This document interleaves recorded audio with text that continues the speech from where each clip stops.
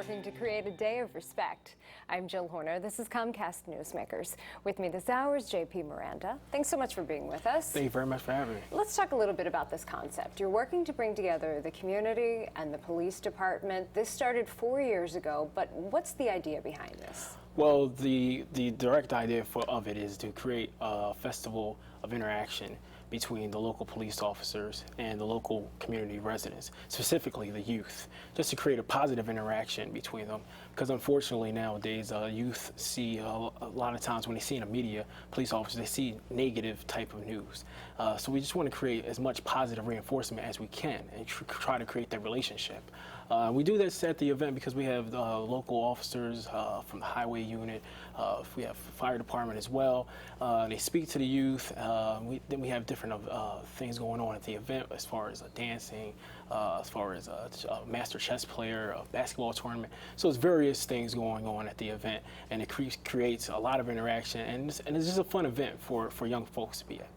Now, this is the 4th annual Day of Respect. This year it's happening on Saturday, June 11th, and you say this is an important time of year for this festival to actually happen. You say it's a great time because this is the time of year when crime can actually spike. Give us an idea as to why you're actually having it then to try and really head off that spike of crime and violence for the summer season. Well, unfortunately, specifically in this area, the Broad area, North Philadelphia, they have a crime rate spike within the summertime, especially with the youth. So we try to hit on, especially early on in the summer, and just get it going to a good note. If you get something, give somebody a positive spirit early on, it's much more likely for that to continue.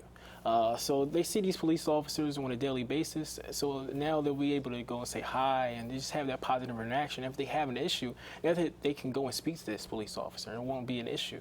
You mentioned that the festival this year is being held at Broad and Erie. This is actually a new location. Why did you actually move the festival? Well, we've done it in West Oak Lane for 3 years now, and I think we've achieved what we were looking to achieve up there. And coming down to North Philadelphia, where some of those factors are more in tune down there, it was just a smart move for us to come down because we can have an effect on so many more people, especially as far as the youth that are trying to figure out what they're going to do during the summer, whether, it was a good move for us.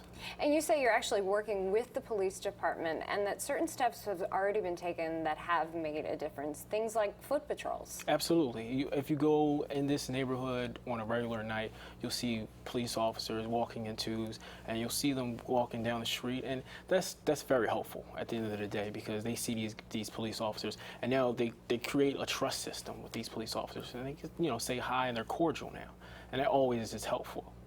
Now, this is a festival, after all, and you want it to be fun and have that positive interaction, but you're also creating an atmosphere where people are just having a good time. Talk to us a little bit about some of the special things that you're bringing to the event this year. Well, first of all, we're lucky enough to have Rick Williams for ABC News come and MC the event. Then we have Phil Odenko bring out their dance routine, which is a really spectacular dance routine they have. And then we have a master chess player who plays about 20 chess games at a time. So he has 20 different guys line up, and he goes and he beats them one at a time. So and we have a 2-on-2 basketball tournament. We have food, we have music, we have face painting for the kids as well. So it's just a lot of stuff going on, and it's from a time frame of 11 a.m. to 5 p.m. in the afternoon. So and it's on a Saturday, so it's easy for people to come out, and it's in a good corridor where people are regularly walking. So there's a lot of foot traffic, so that's very helpful to us. You're also honoring some fire and police officers as Absolutely, well. and some community folks as well. So just creating that interaction from the people that are doing positive stuff in the neighborhoods and letting them know that we actually care for them is very helpful. All right, well, thank you so much. And Day of Respect is happening on Saturday, June 11th at Broad and Erie. Thanks for being with us. Thank you very much for having me. We've been talking with JP Miranda. I'm Jill Horner.